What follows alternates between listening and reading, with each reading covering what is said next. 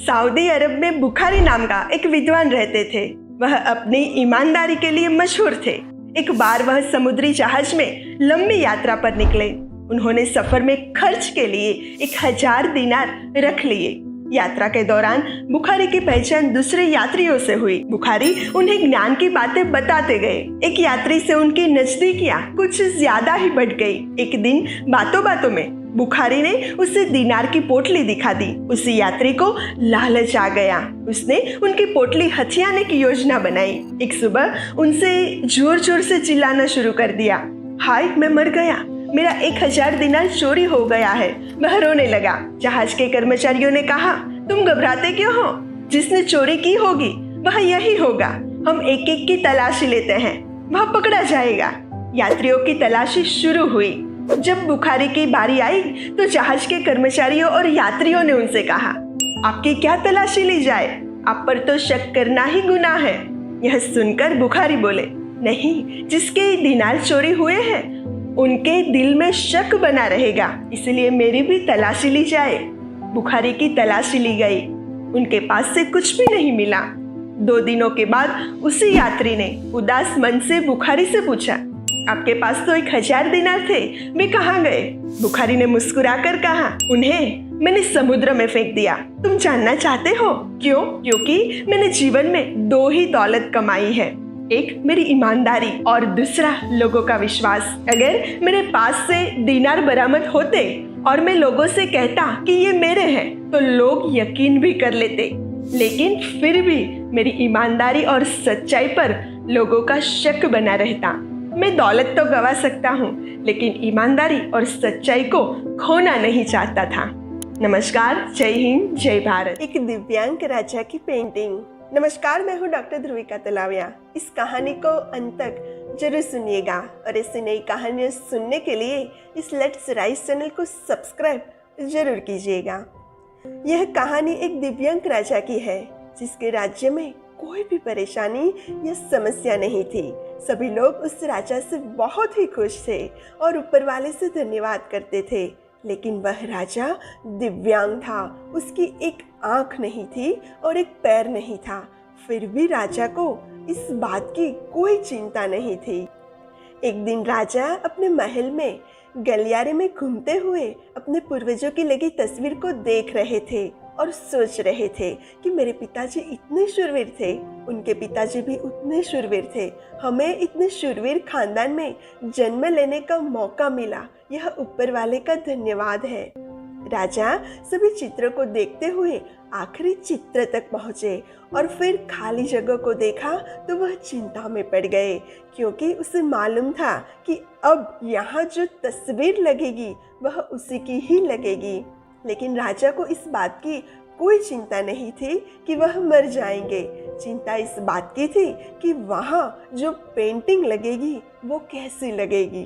राजा की एक आंख और एक पैर ना होने की वजह से वह चिंता में पड़ गए और सोचने लगे कि इस गलियारे में इतनी शानदार पेंटिंग लगी है, लेकिन मेरी एक आंख और एक पैर ना होने की वजह से मेरी ही तस्वीर सबसे खराब लगेगी। राजा ने सोचा कि मेरे मरने के बाद का तो पता नहीं कैसी पेंटिंग बनेगी, और क्यों ना मैं अपने जीते जी ही एक शानदार पेंटिंग बनाऊं, ताकि मुझे ये सुकून मिल जाए कि मेरी यहाँ अच्छी पेंटिंग लगेगी।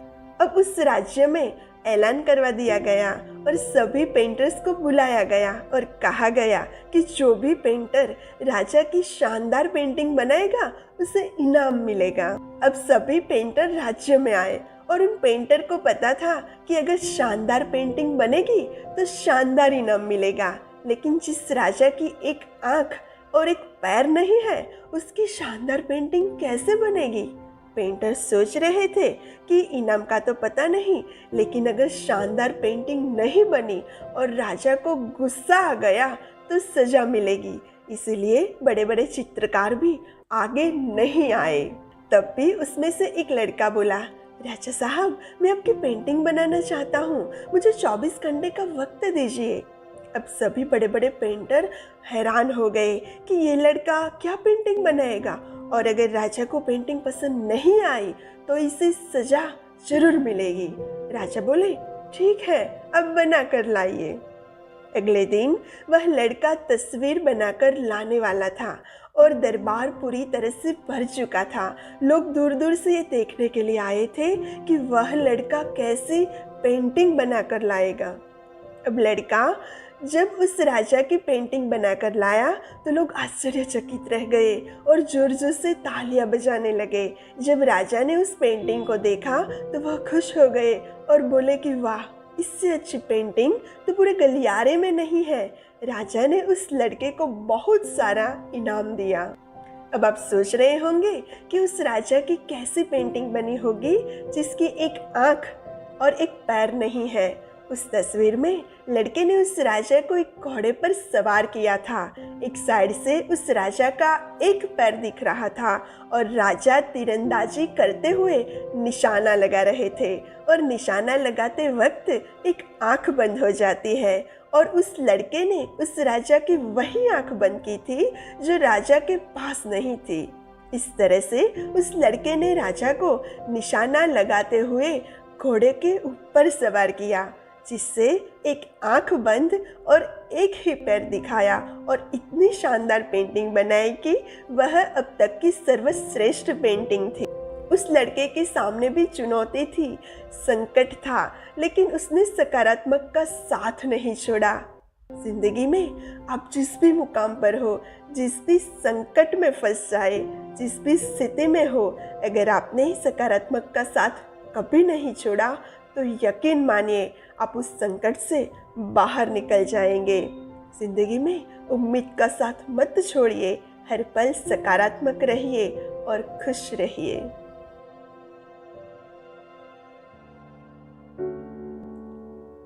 नमस्कार, मैं हूँ ध्रुविका तलाविया। ये छोटी सी कहानी हमें बहुत बड़ी सीख देती है। मुझे उम्मीद है कि ये कहानी आप अंत तक जरूर सुनोगे। बहुत समय पहले की बात है। किसी गांव में एक किसान रहता था। वह रोज भोर में उठकर दूर झरनों से स्वच्छ पानी लेने जाया करता था। इस काम के लिए वह अपने साथ 2 बड़े घड़े ले जाया करता था, जिन्हें वो डंडे में बांधकर अपने कंधे पर दोनों ओर लटका लेता था। उनमें से एक घड़ा कहीं से फूटा हुआ था और दूसरा एकदम सही था। इस वजह से रोज घर पहुंचते पहुंचते किसान के पास 1.5 घड़ा पानी ही बच पाता था। ऐसा 2 सालों से चल रहा था। सही घड़े को इस बात का घमंड था कि वो पूरा का पूरा पानी घर पहुंचाता है और उसके अंदर कोई कमी नहीं है।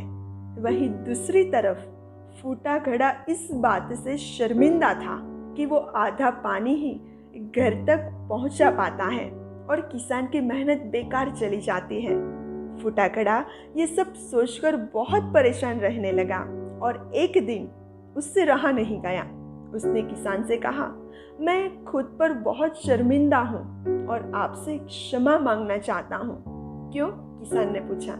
तुम किस बात से शर्मिंदा हो? शायद आप नहीं जानते, पर मैं एक जगह से फूटा हुआ हूँ और पिछले 2 सालों से मुझे जितना पानी घर पहुँचाना चाहिए बस उसका आधा ही पहुँचा पाता हूँ। मेरे अंदर ये बहुत बड़ी कमी है और इस वजह से आपकी मेहनत बर्बाद होती रही है। फूटे घड़े ने दुखी होते हुए कहा। किसान को घड़े की बात सुनकर थोड़ा दुख हुआ और वह बोला, कोई बात नहीं, मैं चाहता हूँ कि आज लौटते वक्त तुम रास्ते में पड़ने वाले सुंदर फूलों को देखो। घड़े ने वैसा ही किया। वह रास्ते भर सुंदर फूलों को देखता आया। ऐसा करने से उसकी उदासी कुछ दूर हुई, पर घर पहुंचते पहुंचते फिर उसके अंदर से आधा पानी गिर चुका था। वो मायूस हो गया और किसान से क्षमा मांगने लगा। किसान बोला, शायद तुमने ध्यान नहीं दिया, पूरे रास्ते में जितने भी फूल थे वो बस तुम्हारी तरफ ही थे। सही घड़े की तरफ एक भी फूल नहीं था। ऐसा इसलिए क्योंकि मैं हमेशा से तुम्हारे अंदर की कमी को जानता था और मैंने उसका लाभ उठाया। मैंने तुम्हारी तरफ वाले रास्ते पर रंग बिरंगे फूलों के बीज बो दिए।